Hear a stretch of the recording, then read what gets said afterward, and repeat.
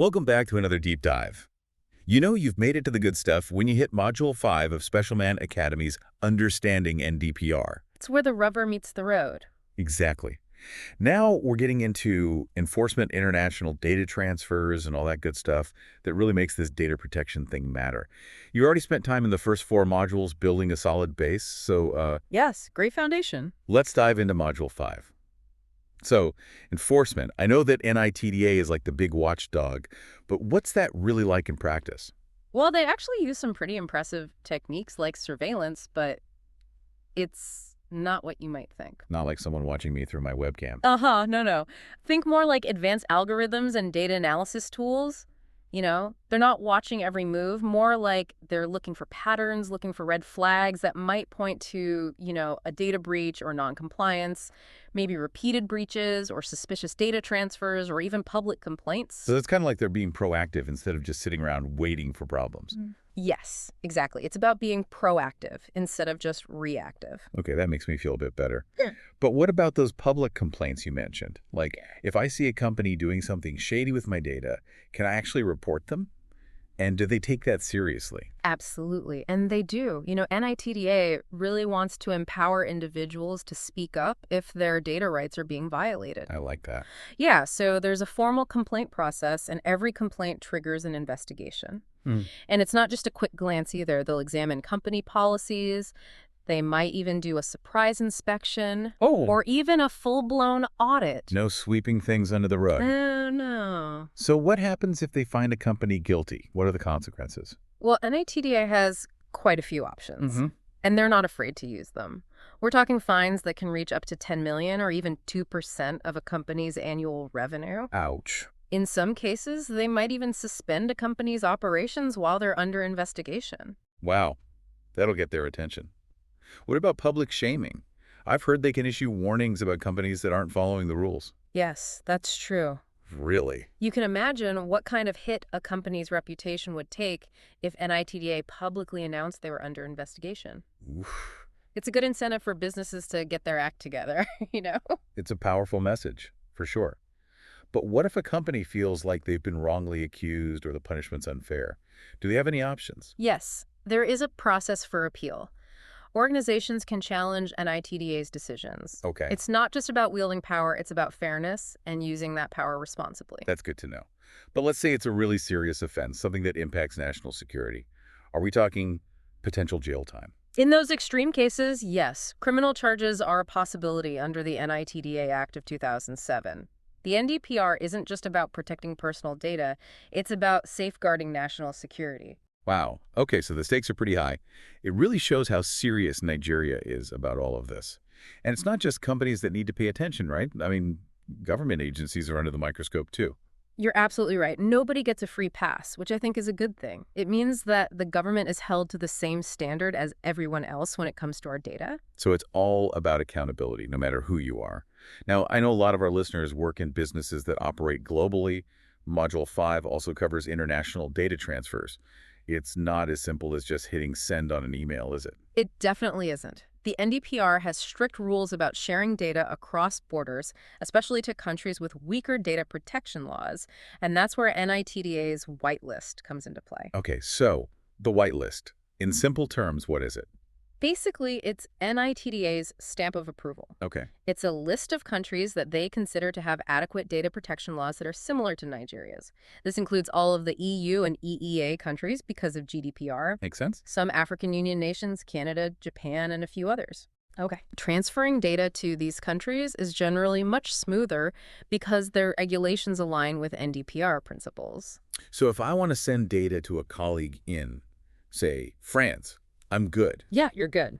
But what if I need to send data to a country that's not on the whitelist? Good question. Is that even allowed? It is, but it requires extra precautions. There are a couple of safeguards in place: binding corporate rules, or BCRs, and standard contractual clauses, SCCs. Those sound a bit like something from a legal textbook. Can you break those down for us in simpler terms? Sure, imagine BCRs as like A global data protection playbook for a company. Okay. It's like a set of internal rules that ensure data protection standards are consistent across all of their branches and offices, no matter where they are in the world. Got it. So even if a branch is in a country that's not on the whitelist, the BCRs would make sure that that data is still handled according to the NDPR principles. That makes sense. So it's about setting a consistent standard within the company itself. Right. What about SCCs? What are those? So SCCs are more like legal contracts between companies who are sharing data.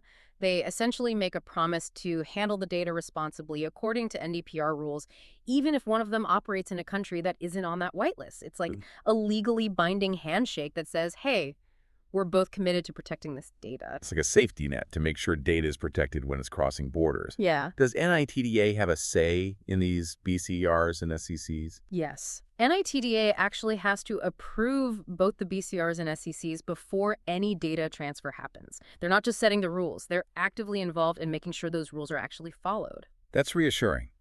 It sounds like they're really trying to think of everything. We already talked about a lot, and we're really just scratching the surface of Module 5. Yeah. It's clear that Nigeria is serious about building a safe and secure data-driven future. Absolutely. And what's so exciting is that they're not just focused on punishing the bad guys. They're also investing in educating the public. I'm really interested in hearing more about that. I think we should take a quick pause here and then come back to unpack that in part 2 of this deep dive. What do you think? Sounds great. There's so much more to explore. One thing that really jumped out at me from Module 5 was this focus on data protection audits. Makes sense. They're really trying to make sure that companies aren't just, saying they follow the rules, but actually doing it. Yeah, audits are pretty standard practice in a lot of industries, but what makes a data protection audit different? It's not just about checking boxes, It's about looking at a company's entire approach to data. Think of it as a health check for their data protection practices. They're looking at everything. Everything. How they collect data, how they store it, consent processes, breach response, every single stage. Sounds intense. Who actually does these audits? Is it NITDA themselves or? So that's where data protection compliance organizations come in, or DPCOs. DPOs, okay. They're independent, licensed organizations that are authorized by NITDA to conduct these audits. They have the expertise, to really evaluate a company's practices. So it's like having an outside expert come in and give a totally honest opinion. Exactly. What happens after the audit is done? Is it just pass or fail? It goes a bit further, actually. There's this thing called audit verification. Okay. The DPCO sends their findings to NITDA, and then NITDA actually verifies the report. They might confirm it, they might ask for some clarification, or even a follow-up just to make sure that it's really accurate. So it's a pretty thorough process. Seems like the goal is to actually help companies improve and not just catch them messing up. Right. It's about getting better. It's easy to focus on all the rules and regulations and forget about the human side of this. I'm glad Module 5 also talks about the ethical stuff, too. Yes. Ethics is so important. Yeah. It's not enough to just follow the law. Organizations need to think about handling data responsibly and respectfully. So it's not just about avoiding those big fines we talked about? Yeah. Exactly. It's about doing the right thing. Are there specific ethical guidelines, or is it more of a general idea? There are some specific principles woven into the NDPR, like fairness, transparency, and accountability. For example, you need to be upfront about how you use data, get proper consent from people, and make sure that all your activities are justified. It's about being ethical right from the start, not just as an afterthought. I like that. Respecting people's data and treating it with care. Yeah. But let's face it, data breaches happen. Yeah. Even with the best systems, things can go wrong. Yeah. Module 5 talks about data privacy breaches and breach management. Right? And it's about being prepared. Okay, so what exactly is a data privacy breach? A data privacy breach is any unauthorized access, disclosure, alteration, or destruction of personal data. It could be a hacker attack, a system glitch, even human error, anything that compromises that data. So lots of ways it can happen. What should a company do immediately if there's a breach? Containment. That's the first priority. You have to figure out the scope, stop any further access, and secure the systems. Think of it like a fire. You need to put it out first. Makes sense. Then what? Then you assess the risks. What kind of data? How many people? What's the potential harm? Those answers will determine the next steps. Okay, so you're figuring out what needs the most attention. What about notifying the people whose data was breached? Transparency is key. So notifying those people is crucial. They need clear information about what happened and what the company is doing to address it. And they have to report it to NITDA, right? Absolutely. The NDPR says companies have 72 hours to report any breaches to NITDA. 72 hours. That's a tight deadline. Why so fast? It's all about preventing further harm and damage control. The quicker NITDA knows, the faster they can provide support and guidance. It also helps them monitor for trends and potential vulnerabilities across different companies. So it's not just about pointing fingers. No, it's about learning and getting better. So after reporting, what's next? Remediation. Fixing the problem. The company needs to figure out what caused the breach and take steps to prevent it from happening again. They might need to upgrade security systems, train employees, update policies. Learning from your mistakes. It would be really helpful to see how this all works in real life. Oh yeah, Module 5 is full of case studies. Can you share some examples? I think our listeners would really get it. Sure. There's one about a financial institution that got hit with a phishing attack. Oh, no. An employee clicked on a bad link in an email, and boom, hackers got access to sensitive customer data. Passwords, accounts, everything. Pretty much. They did manage to contain it and notify the customers, but NITDA still slapped them with a big fine. Why? What did they do wrong? NITDA found that the institution hadn't properly trained their employees on cybersecurity basics. Makes sense. It shows that it's not enough to just have good tech. You need to have well-trained people, too. People are the first line of defense. Exactly. There's another case study about a social media company that was collecting and using personal data without getting proper consent. Yikes. They said their terms of service were enough, but NITDA disagreed. They said the consent mechanisms were misleading and unclear. So it wasn't enough to just have the terms of service. No, they really need to ensure that users are actively and knowingly giving consent. Informed consent is so important. NITDA ordered them to delete all the data and fix their consent process. Wow. It seemed like both of these breaches could have been avoided with better training. You got it. Human error is a huge factor in data breaches. Module 5 really stresses the importance of training everyone from top to bottom. It's like creating a culture where data protection is just second nature to everyone. Exactly. It's not about avoiding fines. It's about creating a responsible and ethical approach to data. And it's about being proactive. Proactive. That's where data protection impact assessments, or DPIAs, come in. DPIAs. Okay, this sounds interesting. So imagine you're planning a new project and you're going to use personal data. Right. A DPIA is basically a risk assessment to help you identify any potential privacy issues before you even start. Smart. It's all about thinking ahead. The NDPR doesn't require a DPIA for every single project. It depends on the risk level. So it's highly sensitive data. Exactly. And a DPIA isn't just a formality. It can spark a real conversation about privacy within a company. Okay. You're forced to think about data minimization purpose, limitation, data security right from the get-go. Building those protections into the project itself. I like it. That's what makes Module 5 so helpful. It gives you the tools you need to actually implement the rules, not just memorize them. This has been so helpful. I'm thinking a lot about the role of technology in audits. Yeah. It seems like we need data protection because of technology, but then we're also using technology to enforce these rules. It's kind of a weird thing. That's a really interesting point. Technology is playing a big role, and it's definitely got two sides. Think about AI and machine learning. AI is everywhere. What's its impact on data protection? Well, on one hand, it can actually help improve data protection. Oh, really? Yeah, it can automate tasks like data mapping and anonymization. This helps reduce the risk of human error. It can even spot those patterns and anomalies we talked about earlier that might signal a breach. So like having a robot bodyguard for your data. Kind of. But on the flip side, using AI in data processing raises all sorts of ethical and legal questions. How do we make sure it's fair and transparent? Right. How do we stop bias from sneaking into algorithms that are making decisions about people? Those are big questions. They are, and we're still figuring out the answers. But one thing is clear. As AI becomes more common, we have to make sure it's used responsibly and ethically, especially when it comes to our personal data. It sounds like the NDPR and the whole world of data protection are constantly changing to keep up with all these new technologies. Absolutely. Data protection is not a one-time thing. It's a constant process of evolution. It's like trying to catch up with a runaway train. But it sounds like Nigeria is trying to stay ahead of the curve and learn from others.